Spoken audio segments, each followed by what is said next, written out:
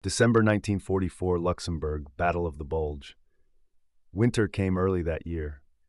Snow covered the forests of Luxembourg, muffling the sound of engines and footsteps. German forces were moving west in total secrecy, preparing one last gamble that would become known as the Battle of the Bulge.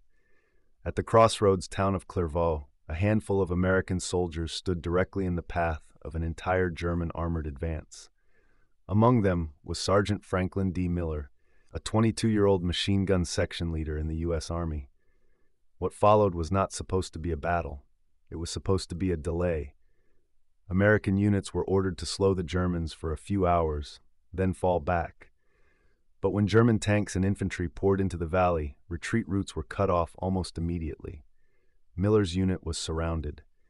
As German troops advanced street by street, Miller positioned his machine guns to cover the only roads leading into town. Tanks fired point blank. Buildings collapsed. Civilians hid in basements as the town burned.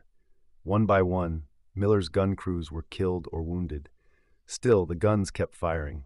When one position was destroyed, Miller crawled through rubble and snow to man another himself. German infantry repeatedly tried to overrun the road, and each time they were cut down at close range. By the second day, ammunition was nearly gone. German officers shouted surrender demands. Miller refused. At one point, German fire killed the last man beside him.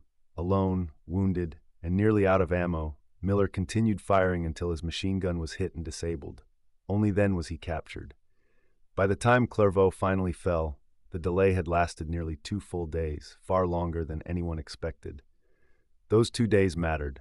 They allowed American forces behind the lines to regroup, fortify positions, and prepare for the full German assault. The delay at Clervaux helped blunt the initial momentum of Hitler's final offensive. Sergeant Franklin D. Miller survived captivity in the war. Years later, he was awarded the Distinguished Service Cross for his actions. Clervaux was destroyed. Most of its defenders were killed or captured, but the road stayed closed just long enough. Sometimes history turns not on great victories, but on a single road held by one man who refused to stop firing.